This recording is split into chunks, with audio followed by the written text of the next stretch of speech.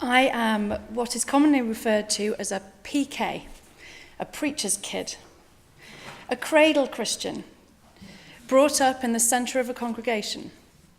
In fact, our home served as the church office, so my brothers and I were used to being surrounded by the toings and froings of parish life, from council meetings to marriage preparation sessions, and including the occasional delivery of ashes to the front door. Here's Mrs. Dobbins. However, unlike Ruth, who was also a PK, and revelled in the high expectations that she was a good girl and would turn out well, I chose to revel in the potential for notoriety that my status as the vicar's daughter gave me. And when I was referred to as a typical vicar's daughter by parishioners and worthy adults, it was usually accompanied by some significant eyebrow raising. Don't get me wrong, I didn't push the boundaries too far. I was never arrested or caught trying to run away with a cult. And I loved and deeply admired my father and his spirituality.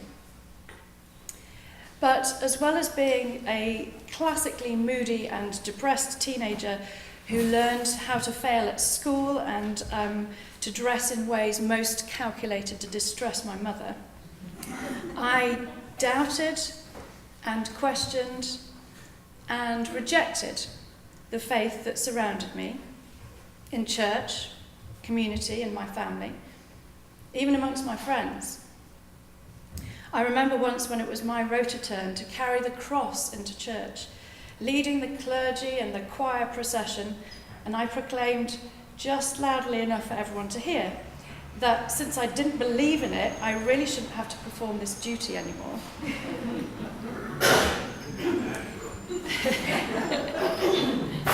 And yet, I couldn't quite let it go. The doubting and the questioning was essentially a searching for truth. And so while I launched missiles and railed against the church at home, I continued to study religious studies at high school, and then went on to study philosophy and theology at college. And it was there at college that the opportunities for spiritual growth really presented themselves. Firstly, studying satisfied my intellectual curiosity as I discovered those who had come before me questioning and challenging the Christian church from its very beginning. Secondly, I gave over a big part of my life to support a college friend who was being treated for leukemia and experiencing traumatic and complicated side effects.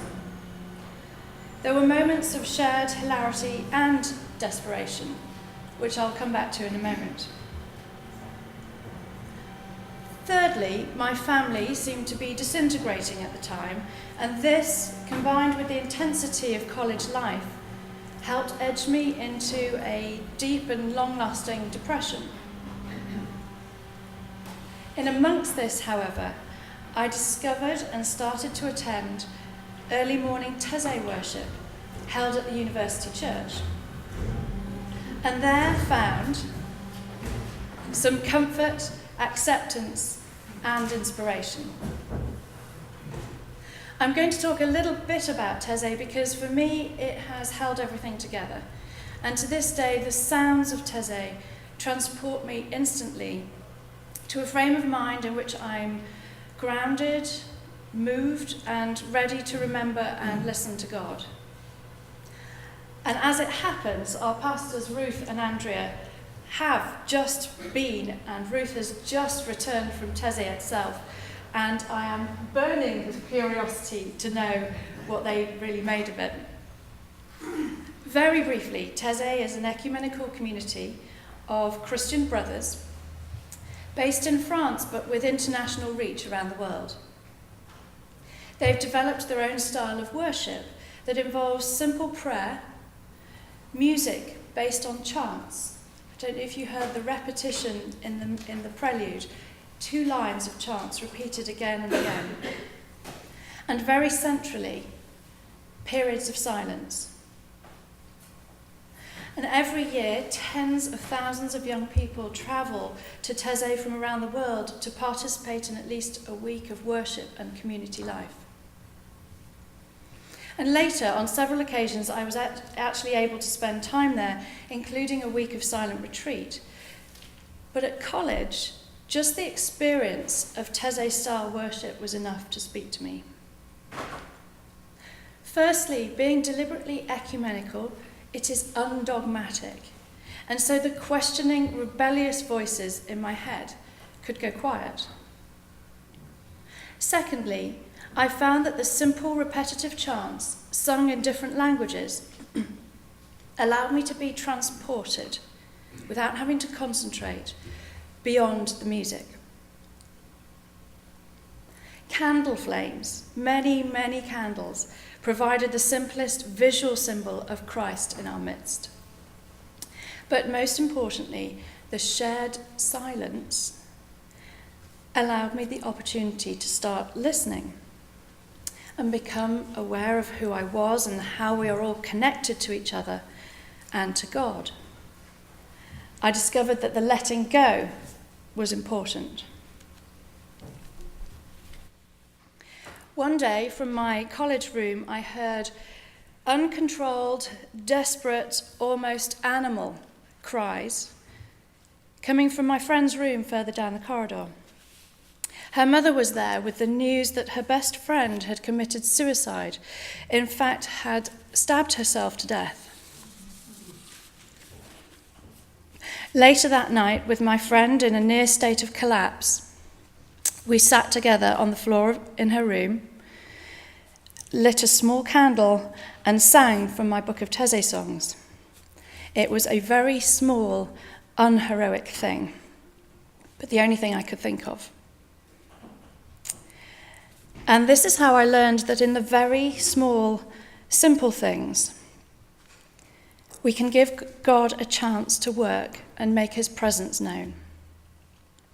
Without noise, control, judgment, talent, or even huge effort, we can unleash untold riches. Amidst all the theology, which I love, and the religious institutions, which I don't, in that moment, with my friend, a simple candle and a song were enough. 20 years later, this friend, joyfully alive, although debilitated by the effects of her earlier treatment for leukemia, wrote to me, "Tomorrow I am being baptized, and you will be there with me, hand in hand. The candlelit prayer, together with you in my room, the night that Sally died, was one of the most profoundly spiritual experiences of my life. At that desolate moment, when my faith in a loving God was so terribly shaken, your love brought me back to him. What greater gift could there be to give?"